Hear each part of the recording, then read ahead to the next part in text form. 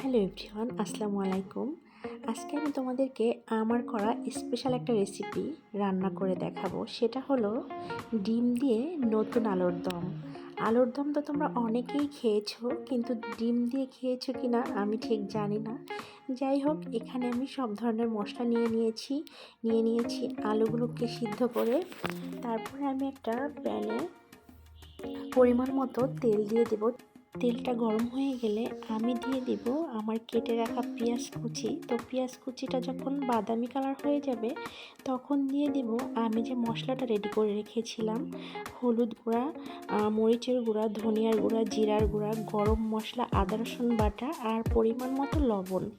তো পেঁয়াজটা কিন্তু আমার বাদামি কালার হয়ে গেছে। আমি এখানে সামান্য একটু পানি দিয়ে দিব আমার রেডি করে রাখা মশলাটাকে দিয়ে ভালোভাবে নাড়তে হবে, খুব সুন্দরভাবে নাড়তে হবে অনেকক্ষণ।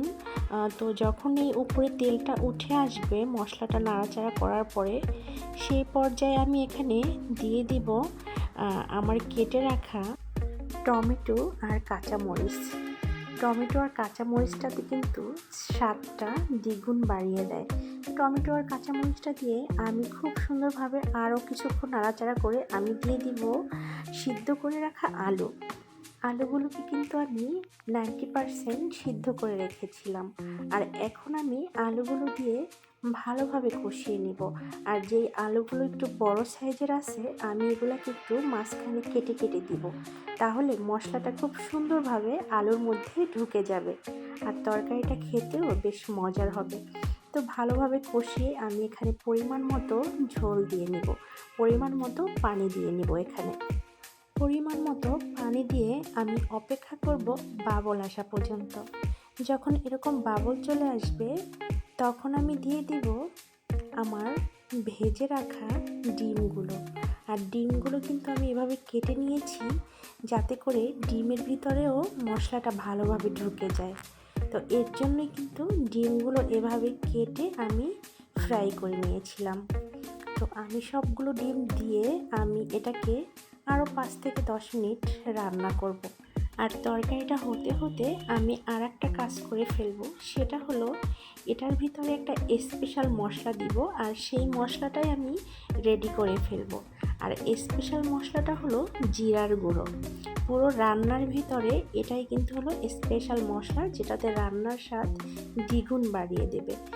আমার ডিম দিয়ে আলুর দম রান্নাটা কিন্তু প্রায় হয়েই গেছে। এখন আমি দিয়ে দিব গুঁড়ো করে রাখা জিরা।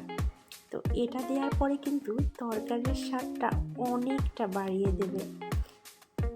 তো আমি কিন্তু দিয়ে দিচ্ছি জিরার গুঁড়ো দেওয়ার পরে কিন্তু কালারটা একদম চেঞ্জ হয়ে গিয়েছে। আর এটা আমি কিছুক্ষণ ঠান্ডা করার জন্য রেখে দেব। তারপরে এই যে আমার তরকারির ফাইনাল লুক, দেখেই কিন্তু অনেক লোভনীয় মনে হচ্ছে। শুধু দেখেই নয়, খেতেও বেশ মজার হয়েছে। আর আমি একটুখানি তরকারি উঠিয়ে দেখিয়ে দিচ্ছি এটা কতটা লোভনীয় হয়েছে। দেখেই কিন্তু বোঝা যাচ্ছে অসাধারণ হয়েছে, অনেক মজার।